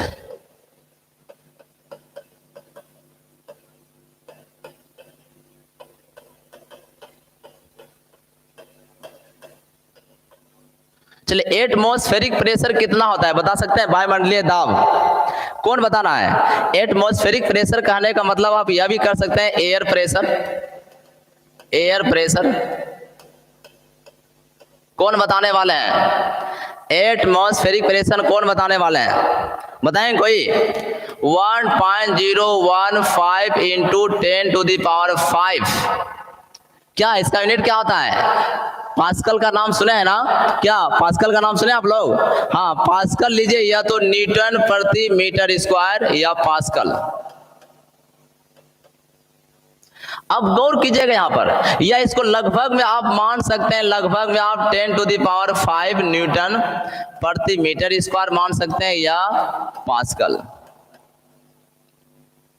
अब इससे आप लोगों को पता भी नहीं चला होगा, इससे अभी आप लोगों को पता नहीं चला कि एटमॉस्फेरिक प्रेशर क्या है। इसको हम एग्जांपल से भी आपको फील कराएंगे। क्या आप लोग फील करने के लिए तैयार हैं कि भूख लग गया? 10 मिनट और बर्दाश्त कीजिए, ठीक ना। अभी हम आपको फील करके बताएंगे कि एटमॉस्फेरिक प्रेशर क्या होता है। हम सब्जेक्ट के अंदर घुस चुके हैं, जब तक ये सब बात आप क्लियर नहीं समझेंगे तो आपको बहुत बोरिंग महसूस होगा और एग्जाम में भी आप सवाल को अच्छे तरीका से नहीं बना पाएंगे, रट के जाना पड़ेगा। लेकिन हर बात को यदि आपका क्लियर रहेगा तो आपका माइंड आसानी से काम करेगा। इसलिए हम शुरू में ही बोले थे कि शुरू से लेकर लास्ट तक देखिएगा। क्या तैयार है ना आप लोग? अब समझिएगा कैसे इसको महसूस करेंगे। आपका घर होगा, घर के अंदर रूम बने होंगे और उस रूम में खिड़की दरवाजा जरूर होगा। बात समझिएगा ध्यान से, कहानी के रूप में बता रहे हैं। तो खिड़की विंडो जरूर होगा, ठीक है, और उस विंडो में आपका कांच लगा होगा, ग्लास, विंडो में ग्लास लगा होगा, ठीक है ना। बात समझिएगा, हम फील कैसे करा रहे हैं हम लोग। मान लिया कि आपका विंडो जो है, विंडो में जो आपका ग्लास लगा हुआ है वह 1 मीटर बाय 1 मीटर का ग्लास है। मतलब क्या, उस ग्लास का जो विंडो में जो ग्लास लगा है उसकी लंबाई भी 1 मीटर है, चौड़ाई भी 1 मीटर है, ठीक है ना। मतलब एरिया उसका कितना हो गया, 1 मीटर स्क्वायर। क्लियर है। अब इस पर हम लोग कैलकुलेट करेंगे कि इस पर वायुमंडलीय दाब से कितना फोर्स बन रहा है। दबाव से भी क्या होता है, फोर्स बनता है। तो वायुमंडलीय दाब या जो एयर प्रेशर बोलिए या एटमॉस्फेरिक प्रेशर का कितना दबाव इस पर बन रहा है उसको हम कैलकुलेट अभी करने वाले हैं। आप गौर से देखिएगा, बिल्कुल गौर से देखने की जरूरत है, ठीक है ना, कोई दिक्कत नहीं ना। चलिए देखिए यहाँ बात समझिएगा, ठीक है। तो प्रेशर का अभी हम लोगों ने फॉर्मूला, प्रेशर तो वायुमंडलीय प्रेशर एटमॉस्फेरिक प्रेशर कितना आ गया, लगभग आपका आ रहा है 10⁵ न्यूटन मीटर स्क्वायर। न्यूटन प्रति क्या होता है, मीटर स्क्वायर। इतना तो आप लोग जान रहे हैं ना। यदि फोर्स की बात करें कि इस एटमॉस्फेरिक प्रेशर के कारण कितना उस खिड़की पर, उस कांच पर कितना फोर्स लग रहा है या निकालने जा रहे हैं, उस एटमॉस्फेरिक प्रेशर से वो जो आपका ग्लास लगा है खिड़की पर कितना फोर्स लग रहा है उसको कैलकुलेट करने जा रहे हैं।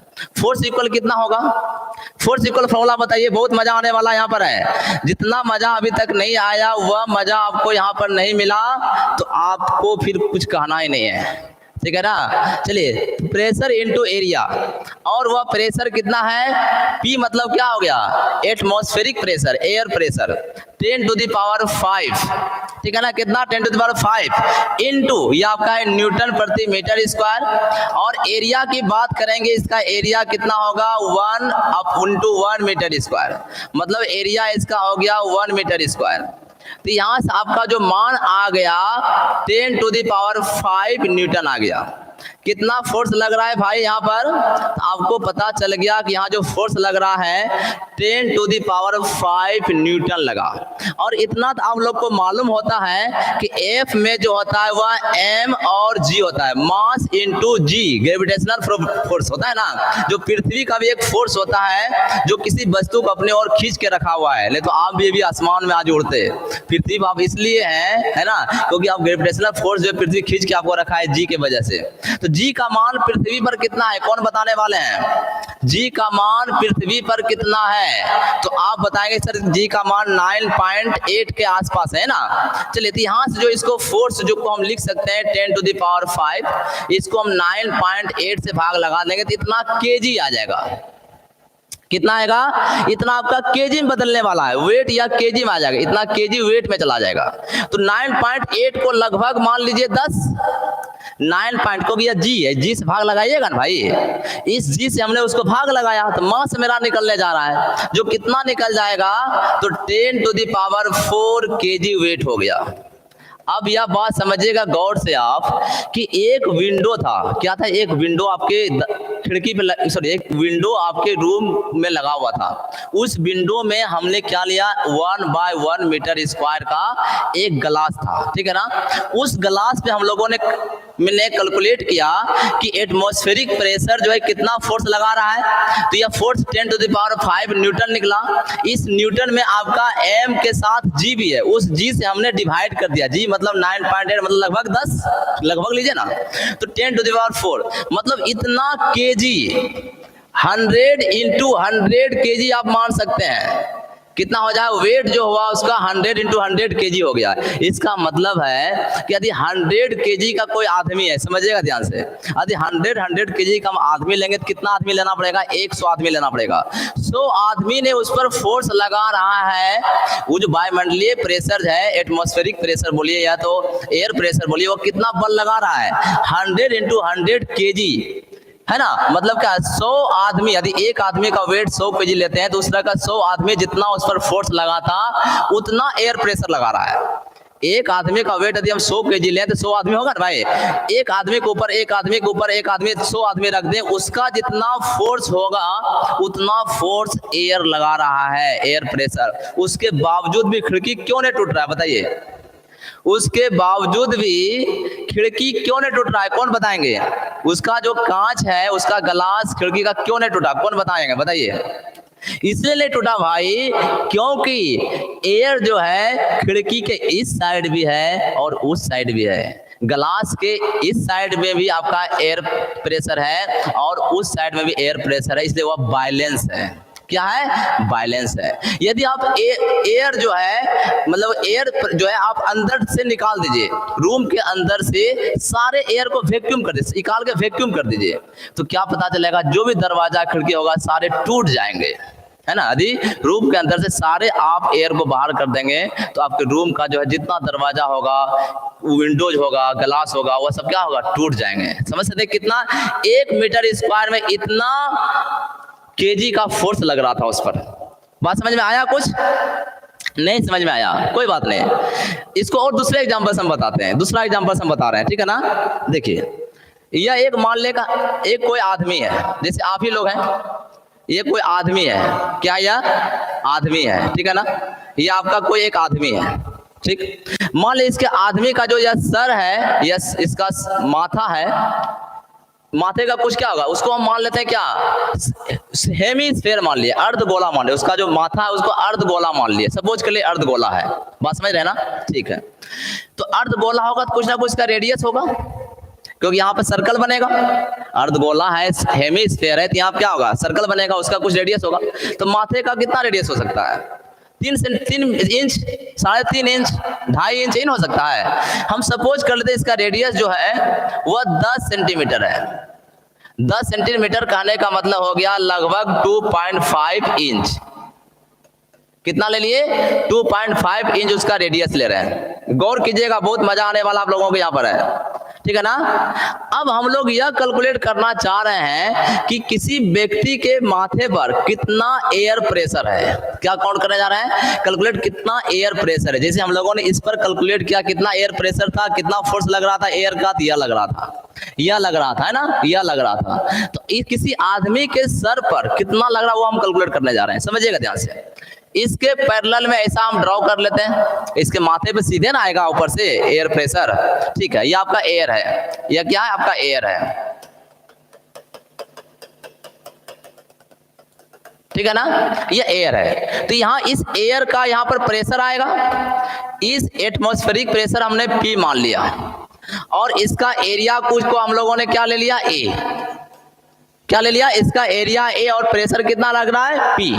तो फोर्स कितना होगा, फोर्स आप कैसे निकालेंगे, यहाँ देखिए, force pressure into area, pressure into area, और एटमॉस्फेरिक प्रेशर कितना लिए, 10⁵ न्यूटन, इंटू एरिया के यदि आप न्यूटन मीटर स्क्वायर ना भाई, न्यूटन मीटर स्क्वायर होगा, इंटू एरिया की बात करें तो यह सर्कल बन रहा है, इस सर्कल का एरिया कितना होगा, इस सर्कल का एरिया बताइए, पाई आर स्क्वायर, आर कितना हो गया, 10 का स्क्वायर, है ना, 10 का स्क्वायर हो जाएगा।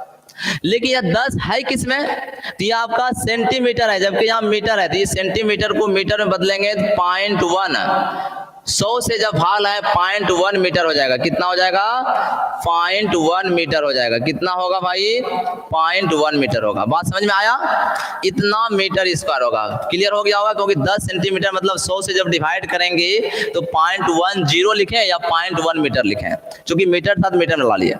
यहाँ से देखिए क्या कटने वाला है, तो आप बोलेंगे कि सर यहाँ से मीटर स्क्वायर कैंसिल हो जाएगा, और 10⁵ है तो यह 10³ कर लेंगे, क्योंकि 2 जीरो यहाँ से कैंसिल हो जाएगा, इतना पाई, पाई का मान कितना होगा भाई, कौन बताएंगे, 3.14, दिया हो जाएगा 3140 न्यूटन आ गया।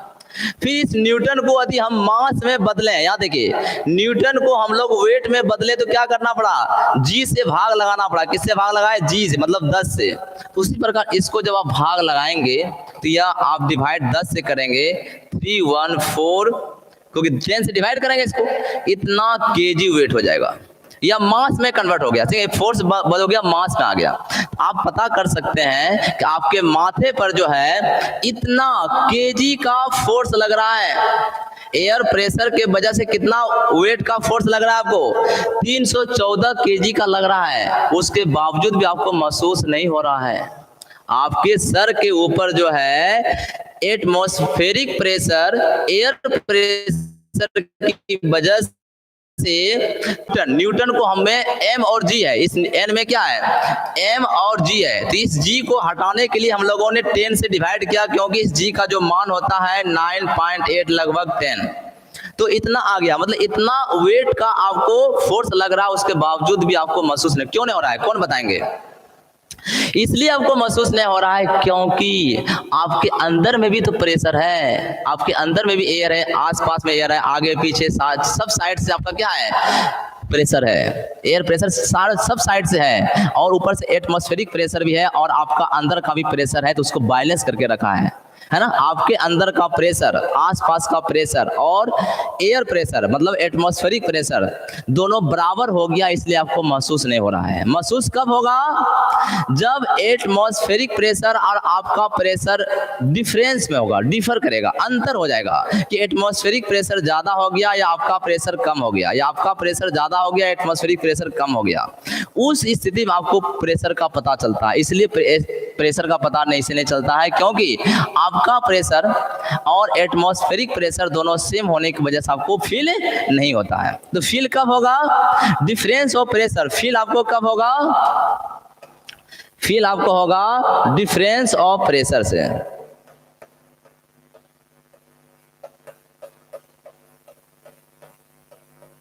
तभी आपको फील होगा, है ना। आपको प्रेशर का फील कब होगा? जब डिफरेंस ऑफ प्रेशर से आपको फील होगा, है ना। बात समझ में आया? आपको बिल्कुल आपको समझ में आ गया होगा, है ना। आपको बिल्कुल समझ में आ गया होगा कि एयर का जो प्रेशर आपके माथे पर है वह आपको 314 kg वेट के बराबर है। उसके बाद भी फीलिंग आपको इसलिए नहीं हो रहा है क्योंकि आपके अंदर का प्रेशर, आपका बॉडी का जो प्रेशर है और एयर प्रेशर दोनों क्या है, बराबर है।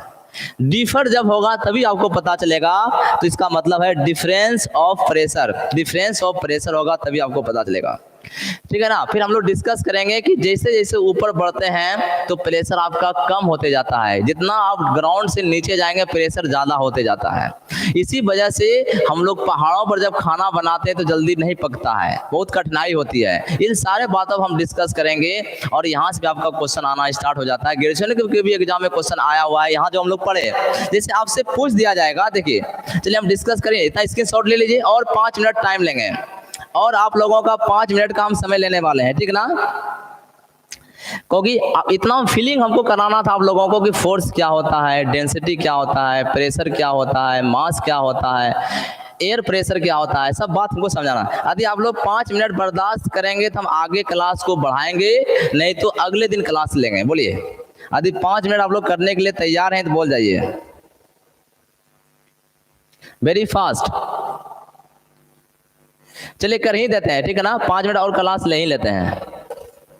चलिए 5 मिनट और क्लास ले ही लेते हैं।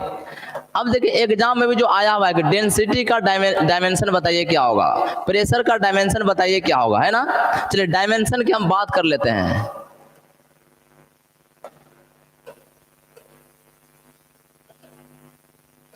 बस 2-3 मिनट समय लेंगे। तैयार हैं? बहुत good, very good, very good, very good, very good, very good. सभी लोग तैयार हैं, वेरी नाइस। बस इसी तरह बने रहिए और इस लेक्चर को अधिक से अधिक फैलाइएगा, क्योंकि ज्यादा पहला लेक्चर है ताकि अधिक से अधिक लोग जुड़ पाए, ठीक है। तो उसको मजा भी आएगा पढ़ने में, समझ गए। करना जरूरी है। जब तो हर स्टेप को आप नहीं समझेंगे तो कैसे समझ में आएगा, कैसे आपको पढ़ाई करने में मजा आएगा, जानना जरूरी है, ठीक है। जैसे हम अभी देखिए बताते हैं क्वेश्चन जो एग्जाम में आया हुआ है, प्रेशर का डायमेंशन आपको पूछ चुका है, उसके बाद डेंसिटी का भी पूछ चुका है। यह देखिए आपको ऑनर्स के एग्जाम में पूछा हुआ, कब कब पूछा है हम क्वेश्चन बता देते हैं। यह पूछा हुआ है 2010 में, यह आपका 2010 में आया हुआ है ऑनर्स में, और प्रेशर का आपका आया हुआ है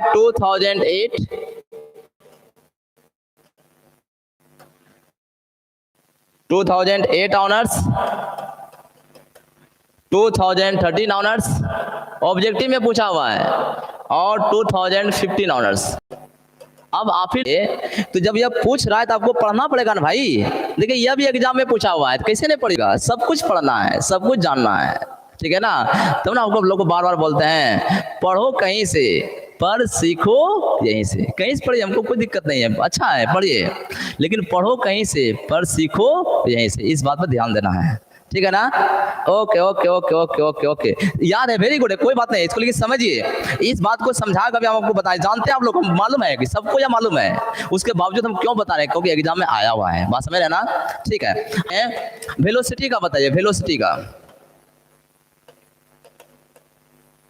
तो वेलोसिटी का फॉर्मूला क्या होता है, डिस्प्लेसमेंट। वेलोसिटी का जो फॉर्मूला होता है displacement upon rate of change in displacement, ये लेते हैं, rate of change in displacement को वेलोसिटी बोलते हैं, अपॉन टाइम। इसका मतलब हो गया कि v जो हो गया डिस्प्लेसमेंट अपॉन टाइम, ठीक है ना। अब इसका जब हम लिखेंगे, इसका डायमेंशन की यदि हम बात करें, डायमेंशन की बात करें, तो डिस्टेंस का मतलब या डिस्प्लेसमेंट या डिस्टेंस मतलब लेंथ को बता रहा है, अपॉन टाइम मतलब t हो गया, मतलब LT-1, ठीक है ना। ज्यादा और इसको आप लिखना चाहेंगे तो क्या लिख पाएंगे भाई, ज्यादा इसको आप लिखेंगे तो m नहीं है तो 0, L1T-1। बात क्लियर है ना, कोई दिक्कत की बात नहीं होनी चाहिए। चलिए उसके बाद यदि हम आपसे पूछेंगे acceleration,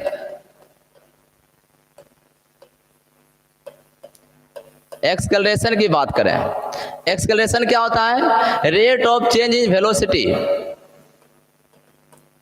rate of change in velocity, ठीक है ना। इसको एक्सेलरेशन को F से या A से जैसे डिनोट करना है कर लीजिए, यह होगा V/T।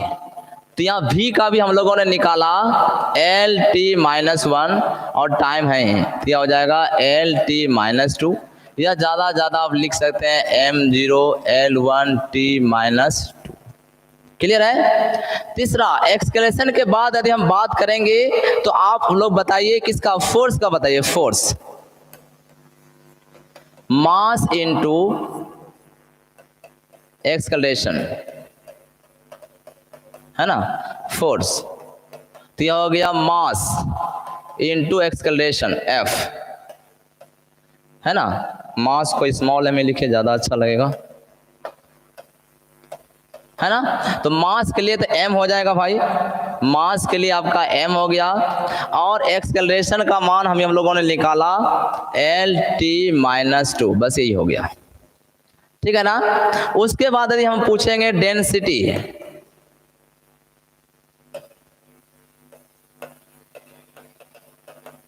डेंसिटी का फॉर्मूला भी हम लोगों ने क्या पढ़ा, डेंसिटी का भी पढ़ा फॉर्मूला आप लोगों ने, मास। कुछ लोग पहले भी आंसर बना भेज दे रहे हैं, वेरी गुड, वॉल्यूम। इसका हो गया रो इक्वल m/v, है ना। इसका यदि हम लिखेंगे तो मास का तो m हो जाएगा, वॉल्यूम तो क्या होगा L3, लंबाई चौड़ाई ऊंचाई L3 लिखते हैं ना, A3, A मतलब लेंथ, तो L3 हो गया। तो यह लिख दीजिए ML-3, या इसको लिख सकते हैं MLT, लिखते हैं ना, M लिखे, L हो गया, T नहीं तो T का 0 लिख दीजिए, इसको तो सही कर देते हैं, ठीक है ना। T-2 लिखा हुआ है, ठीक है, T-2। अब बात करते हैं किसका, और किसी का छुटा, प्रेशर, प्रेशर बताइए, प्रेशर का एक और कर लीजिए भाई, प्रेशर, ठीक है। फोर्स पर यूनिट एरिया, तो यहां से हो गया P/A, है ना। चलिए तो इसका जो डायमेंशन होगा प्रेशर का, फोर्स, फोर्स का भी हम लोगों ने निकाला, फोर्स का कितना निकाला है भाई, MLT-2 अपॉन एरिया, एरिया के लिए क्या होगा भाई, L²। जब डिवाइड करेंगे तो ML-1T-2, ठीक है ना। तो यह हो गया। तो देखिए यह सब आपका एग्जाम में भी पूछा हुआ है ना, यह डेंसिटी का भी हम बोले हैं कि यह डेंसिटी देखिए आपको एग्जाम में पूछा हुआ है 2010 में, 2010 ऑनर्स में आया हुआ है। उसके बाद प्रेशर का 2008, 2013 और 2015 इससे आता है, इसलिए आ रहा है तो जानना जरूरी भाई। जानेंगे ना उसके बारे में, एग्जाम में कैसे लिखेंगे। तो इससे पता चला आप लोगों को कि बहुत मजा आया होगा, उम्मीद करते हैं। तो कैसा आज का क्लास लगा जल्दी से हमें कमेंट कर बताएं। पहले स्क्रीनशॉट ले लीजिए आप लोग, स्क्रीनशॉट ले लें और हमें कमेंट करके बताएं कि कैसा आज का क्लास लगा। मजा आया होगा, दिल से बोलिएगा। मजा आया है तो दिल से बोलना है, ऐसे नहीं फेकौती नहीं कि हम पूछ रहे हैं तो बोल देना है, दिल से बोलना है। जिसको मजा नहीं आए तो बोलना ही कुछ नहीं है, हम समझ जाएंगे। आपको खराब बोलने में अच्छा लगेगा, बोलना ही नहीं है, ये डिसलाइक कर दीजिएगा। जिसको मजा आया दिल से बोलिए। Nice class sir, data and हो गया, कोई बात नहीं, डेटा हो गया एंड तो कल देख लीजिएगा, है ना। मेरा वेरी फास्ट, जिनको जल्दी से कमेंट कीजिए कैसा लगा क्लास के बारे में, जल्दी से कमेंट करें, जैसा भी लगा कमेंट कीजिए। Nitesh very nice.